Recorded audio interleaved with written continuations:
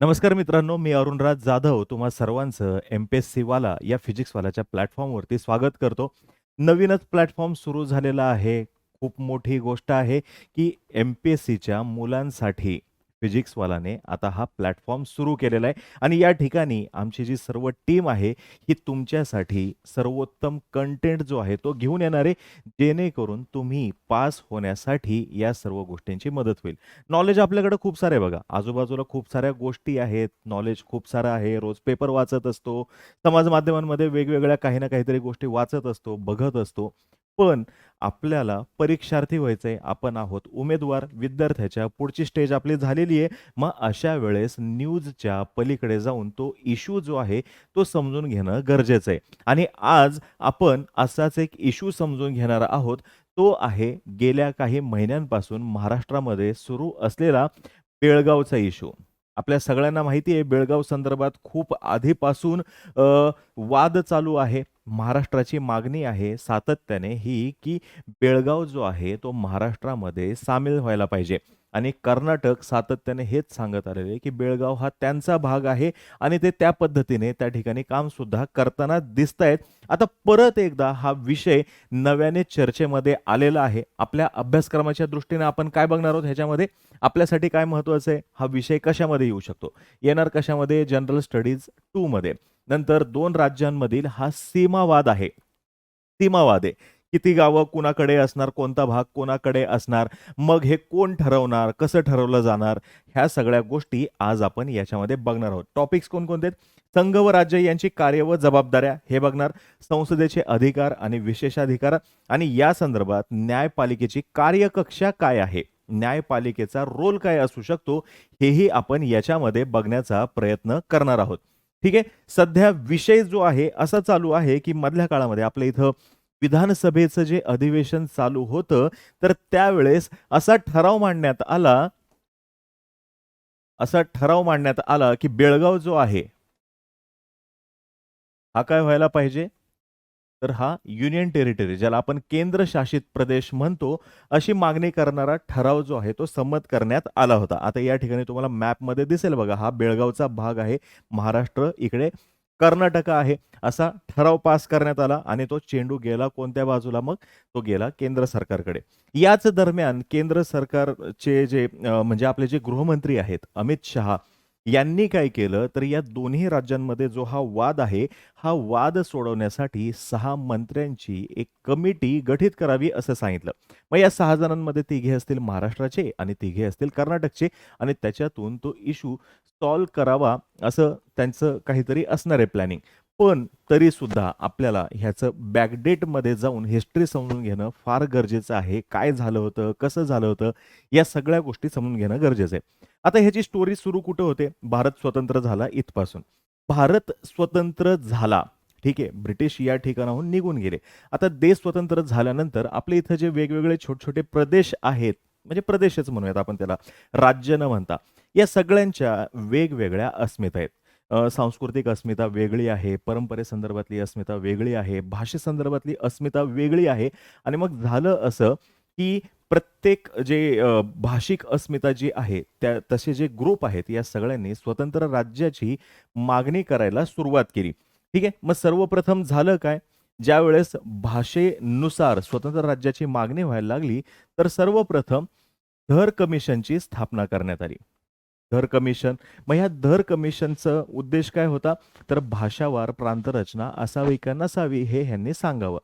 धर कमिशनने अगदी स्पष्ट शब्दामध्ये सांगितलं, की भाषेनुसार प्रांतरचना नसायला पाहिजे. पण सगळ्यांना मान्य झाली का ही गोष्ट? नाही मान्य झाली.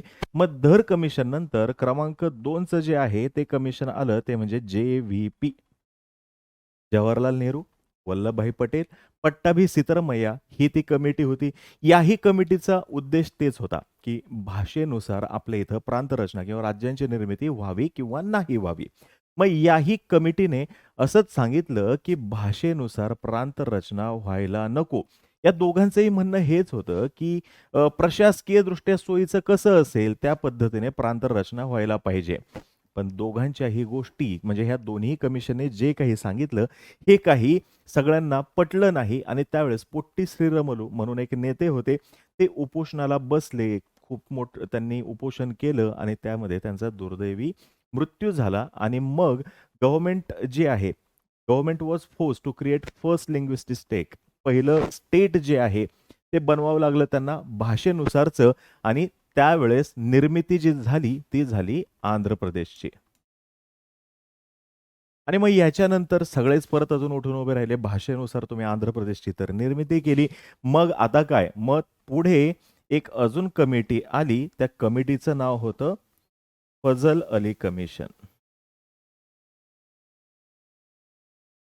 फजल अली कमिशन.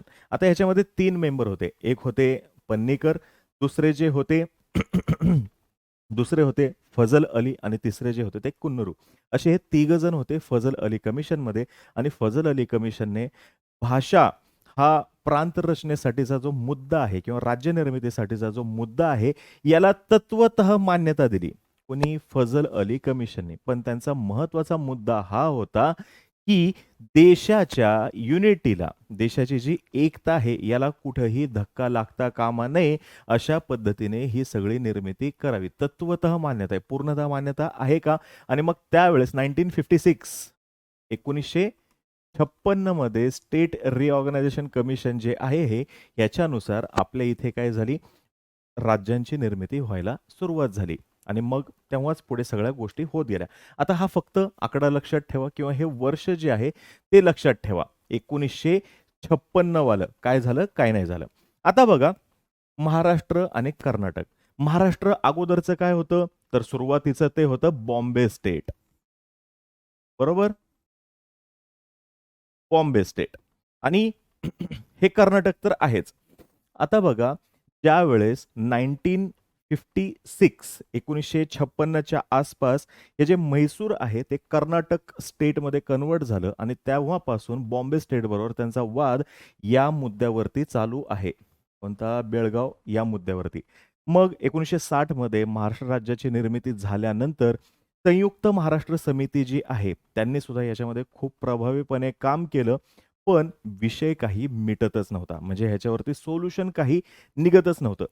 महाराष्ट्र जी आहे एकीकरण समिती त्यांनी काय केलं? मग तिथल्या निवडणुका वगैरे लढवायला सुरुवात केली. अगदी 1997-98 अगदी 2000 म्हणलं तरी सुद्धा चालेल. तर 2000 पर्यंत त्यांचं त्या ठिकाणी वर्चस्व होतं. महाराष्ट्र एकीकरण समितीचं ह्या भागावरती पॉलिटिकली मी म्हणतोय वर्चस्व होतं. पण नंतरच्या काळामध्ये गोष्टी बदलत गेलेल्या आपल्याला दिसून येतात. आता या मधल्या काळामध्ये झालं काय? सरकारने हा इश्यू रिझॉल्व्ह व्हावा म्हणून प्रयत्न नाही केले का? तर बिलकुल प्रयत्न केले. आता हा जो मुद्दा आहे महाराष्ट्र आणि कर्नाटक यांच्यामध्ये सुरू असलेला, हा हायकोर्टामध्ये नेऊ शकता का? तर डेफिनेटली नाही नेऊ शकत. कारण की महाराष्ट्राचं हायकोर्ट वेगळं आहे, परत कर्नाटकचं हायकोर्ट वेगळं आहे. दोन्ही समकक्ष आहेत आणि राज्यांमधला वाद जो आहे हा कोणी मिटवला पाहिजे? तर तो मिटवला पाहिजे माननीय सुप्रीम कोर्टाने. हे अपेक्षित आहे. ओरिजिनल ज्युरिस्डिक्शन कोणाकडे आहे? सुप्रीम कोर्टाकडे. सुप्रीम कोर्टाचं ओरिजिनल ज्युरिस्डिक्शन काय म्हणतं?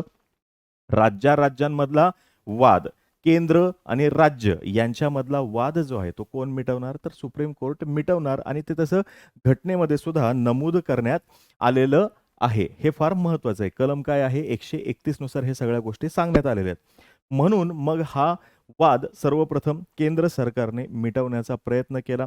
केंद्र सरकारने काय केलं? तर ह्या संदर्भात एक कमिटी नेमली. ती कमिटीने काय केलं?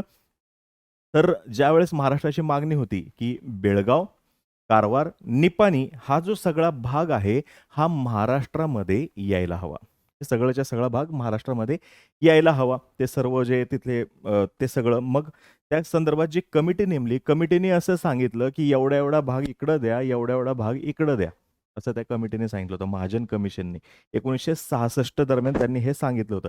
ऑफकोर्स त्याच्याविषयी संसदेमध्ये चर्चा झालीच नाही, कारण की कुणालाही ह्या गोष्टी मान्य झाल्याच नसत्या आणि तो विषय जो आहे तो पेंडिंग राहिला आणि मधल्या काळामध्ये कर्नाटकने 2000 नंतरच्या काळामध्ये कर्नाटकने आता बेळगाव वगैरे जो आहे हा भाग डेव्हलप करायला सुरुवात केली. त्यांचं एक अधिवेशन सुद्धा आता बेळगावमध्ये होतं, जे वर्षामध्ये 3 अधिवेशन होणं अपेक्षित आहे. त्यातलं एक अधिवेशन तिथं होतं. अगदी व्यवस्थित त्यांनी तिथं केलेलं आहे. त्यांनी त्या ठिकाणी होल्ड वाढवायला सुरुवात केली आणि आता महाराष्ट्र असं म्हणतोय, महाराष्ट्राची मागणी अशी आहे, की हा भाग जो आहे केंद्रशासित प्रदेश करावा. जोपर्यंत जो सुप्रीम कोर्टामध्ये वाद सुरू आहे, त्याचं काही सोल्युशन निघत नाही. कर्नाटकचं म्हणणं असं आहे, की कोणताही आता हा बॉर्डर इश्यू आहे. हा विषय कशाचा आहे? तर सीमा हा विषय आहे. कर्नाटकचं म्हणणं असं आहे, की सीमा या वादावरती फक्त आणि फक्त संसदच निर्णय घेऊ शकते. हे फक्त आणि फक्त कुणाचं डोमेन आहे? संसदेचं डोमेन आहे, असं कर्नाटकचं म्हणणं आहे. आणि महाराष्ट्राचं म्हणणं असं आहे, की as per article 131 as per article 131 supreme कोर्टच 2 राज्यांमधला सीमावाद जो आहे तो सोडवू शकते आणि महाराष्ट्राने अल्टिमेटली हे 1956 जे आहे याच कायद्याला चॅलेंज केलेलं आहे. याच कायद्याला चॅलेंज केलेलं आहे. ते आता बघूत काय होतंय काय नाही. 2003-4च्या आसपास काहीतरी चॅलेंज केलेलं होतं. अजून काही त्या संदर्भात झालेलं नाही. आता बघा फक्त महाराष्ट्र आणि कर्नाटक यांच्यामध्येच वाद आहे का? म्हणजे बॉर्डर ह्या विषयावरून. तर तसं बिलकुल नाहीये बघा. आपल्याला लक्षात येईल जर का बघितलं हा कर्नाटक आणि महाराष्ट्र यांच्यामध्ये वाद आहे. इकडे जर का बघितलं तर आसाम आणि मिझोरम यांच्यामध्ये वाद आहे. आसाम आणि मेघालय यांच्यामध्ये वाद आहे. आसाम आणि नागालँड, आसाम आणि अरुणाचल प्रदेश यांच्यामध्ये सुद्धा आहे. इथे लडाख, हिमाचल प्रदेश हा सुद्धा वाद आहे. हरियाणा आणि हिमाचल प्रदेश हा सुद्धा वाद आहे. हे वेगवेगळे राज्यांमध्ये काय चालू आहेत? सीमावाद चालू आहेत. सध्या हे चालूच आहेत बघा. आता ह्याच्यावरती सोल्युशन कधी निघेल, कधी निघेल ते आपण बघूयात. पण ठामपणे असं काही सांगू शकत नाही, की कधी निघेल म्हणून. आता नेमका वाद काय आहे? मागील 60 वर्षांपासून आपण जर का बघितलं, महाराष्ट्र आणि कर्नाटकमध्ये सीमा प्रश्नावरती वाद चालू आहे. उत्तर कर्नाटकामध्ये असलेल्या बेळगाव, कारवार आणि निपाणी या गावांसह मराठी बहुल लोकसंख्या तिथे खूप सारी आहे. म्हणून महाराष्ट्राची मागणी ही आहे, की हा जो भाग आहे, भाषा या मुद्द्यावरती महाराष्ट्रामध्ये समाविष्ट व्हायला पाहिजे आणि या गावावर आमचा हक्क आहे, असा दावा कोणी केलेला आहे? महाराष्ट्राने केलेला आहे. आणि मग कर्नाटकचं ह्याच्यावरती म्हणणं काय, की 1 इंच जागा सुद्धा आम्ही कोणत्याही परिस्थितीमध्ये देणार नाही, हे कर्नाटकचं म्हणणं आहे.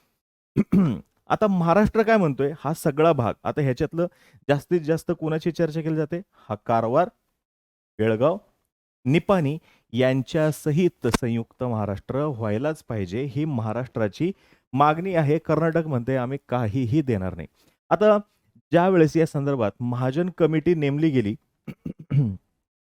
महाजन कमिटी नेमली होती 1966 मध्ये हा वाद मिटावा म्हणून केंद्र सरकारने महाजन समितीची स्थापना केली होती.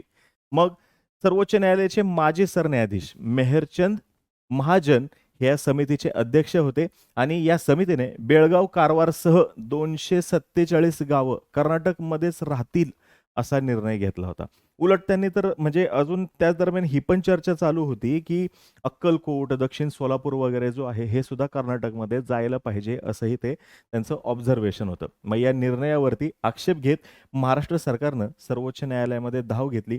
तेव्हापासून हा मुद्दा सर्वोच्च न्यायालयामध्ये पेंडिंग आहे आणि विशेष म्हणजे मेहरचंद महाजन कमिटी जी आहे यांनी जे काही रिकमेंडेशन्स केले होते हे 1970 दरम्यान अ, संसदेमध्ये म्हणजे त्यांनी ह्याच्या रिकमेंडेशन केल्या, पण संसदेमध्ये या प्रश्नावरती चर्चा झालीच नाही.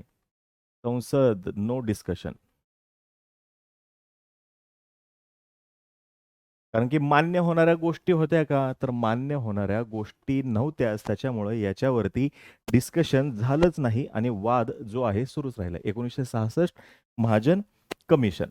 आता हा वाद कसा मिटवता येईल? मी सुरुवातीला जसं सांगितलं, की दोन्ही राज्यांनी सामंजस्याची जर का भूमिका घेतली, तर नक्कीच हा वाद मिटू शकतो. त्यानंतर दोन्ही राज्यातील सीमा निर्धारित करण्यासाठी संसदेत कायदाही पारित केला जाऊ शकतो. दरम्यान मग मी सुरुवातीला जसं सांगितलं, की केंद्रीय गृहमंत्री जे आहेत अमित शहा यांनी या प्रकरणी दोन्ही राज्यांचे मंत्री जे आहेत त्यांची मिळून 6 जणांची कमिटी स्थापन करायला लावली आहे. तिघं तिकडचे, तिघं इकडचे.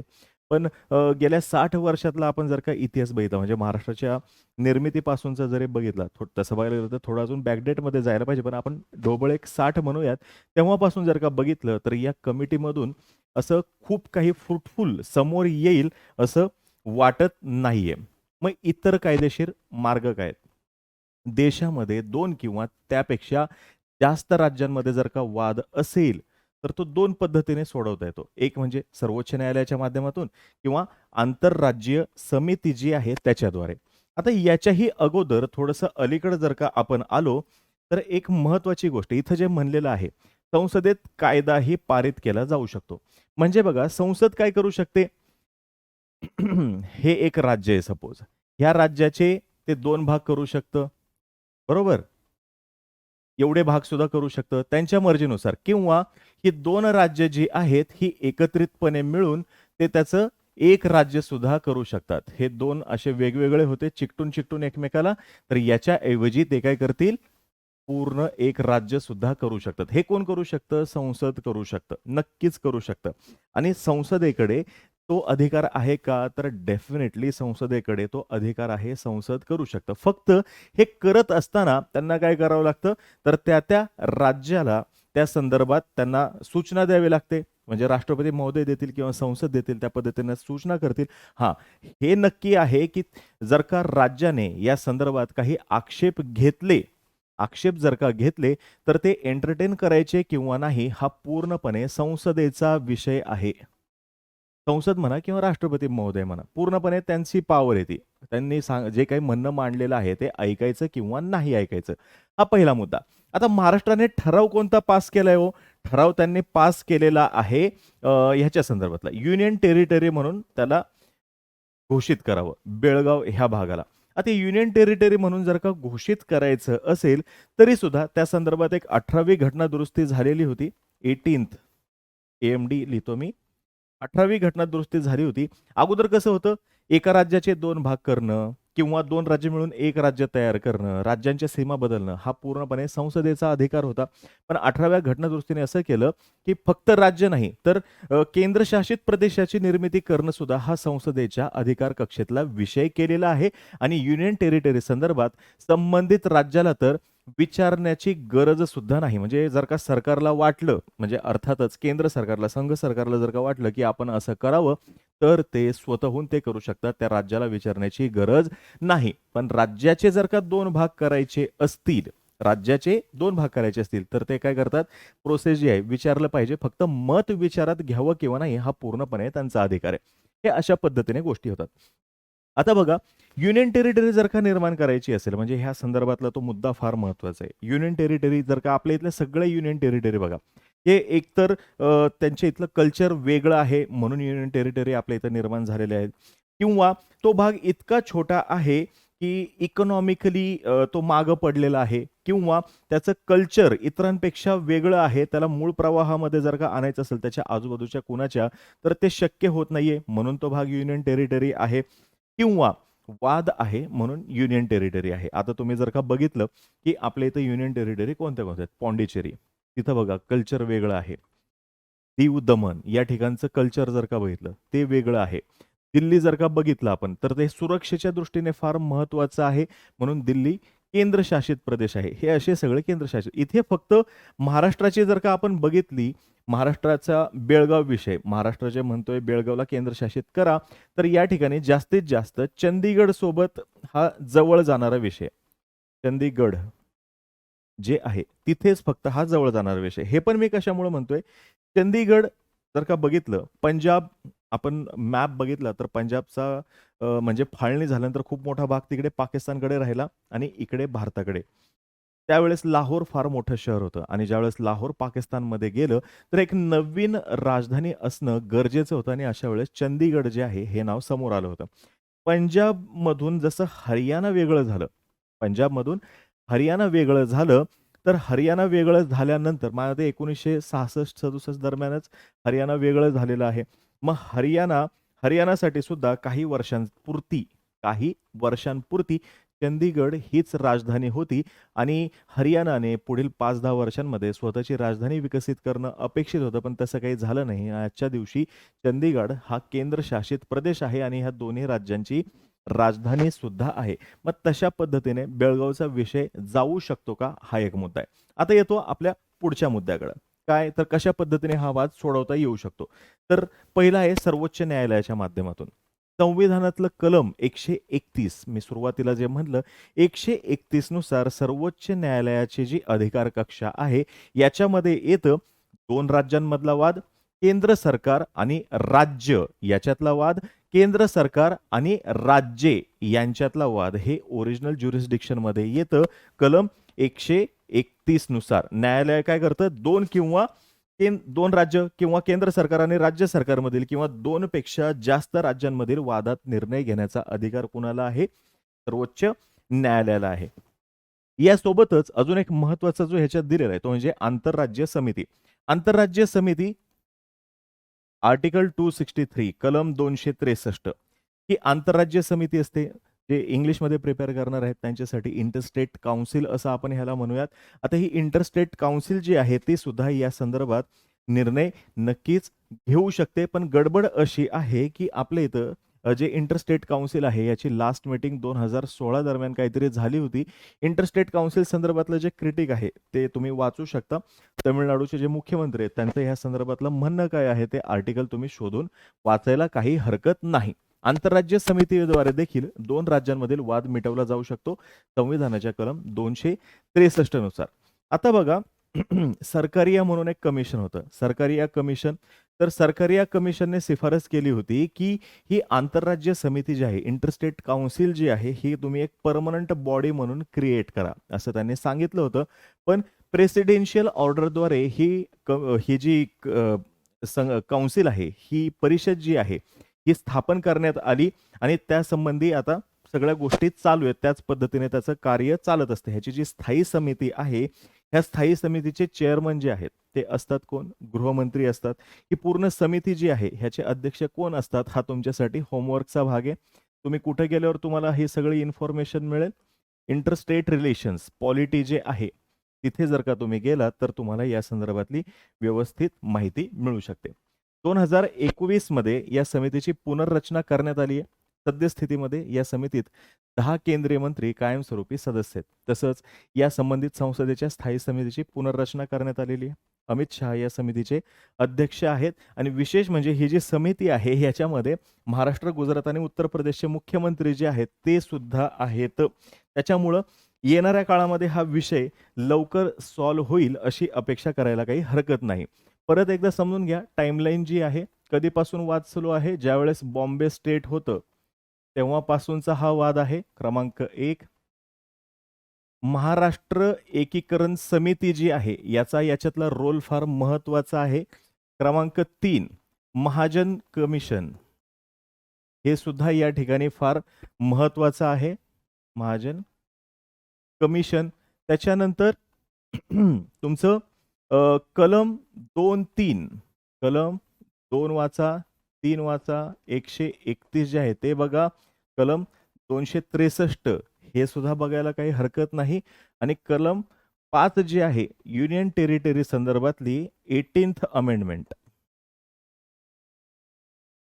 हेही बघा. आणि जर का अगदीच वेळ तुम्हाला भेटला तर धर कमिशन, JVP कमिशन आणि तिसरं म्हणजे तुमचं फजल अली कमिशन हेही वाचायला काही हरकत नाही. ठीक आहे. तर असा हा विषय आहे. सध्या कर्नाटक असं म्हणतंय की फक्त आणि फक्त संसद जी आहे संसदच याच्यावरती निर्णय घेऊ शकते. कारण की तो संसदेचा अधिकार आहे 2 राज्यांमधल्या सीमा बदलणं, एका राज्याचे 2 भाग करणं, 2 राज्याचे मिळून 1 राज्य करणं. आणि महाराष्ट्र शासन जे आहे महाराष्ट्र सरकार जे आहे त्यांनी कलम 131 नुसार त्या स्टेट रिऑर्गनायझेशनचा जो कायदा आहे जे त्यावेळेस करण्यात आलेला त्याला चॅलेंज केलेला आहे आणि सुप्रीम कोर्टाने 2 राज्यातील वाद सोडवावा असं म्हटलेलं आहे. तर असा हा सगळा विषय आहे. खूप तुम्हाला विषय समजलेला असेल आणि जर का समजलेला असेल तर खाली कमेंट बॉक्समध्ये तसं नक्की सांगा. आणि या विषयासंदर्भात किंवा अजून कोणत्याही विषयासंदर्भात जर का तुम्हाला एक्स्ट्रा माहिती हवी असेल, विश्लेषण जर का हवं असेल, सविस्तर माहिती जर का हवी असेल तर तेही तुम्ही बिनधास्तपणे कमेंटमध्ये मांडा. आपण त्याच्यावरती नक्कीच एखादा व्हिडिओ तुमच्यासाठी घेऊन येऊ. ठीक आहे. Thanks a lot. जय हिंद.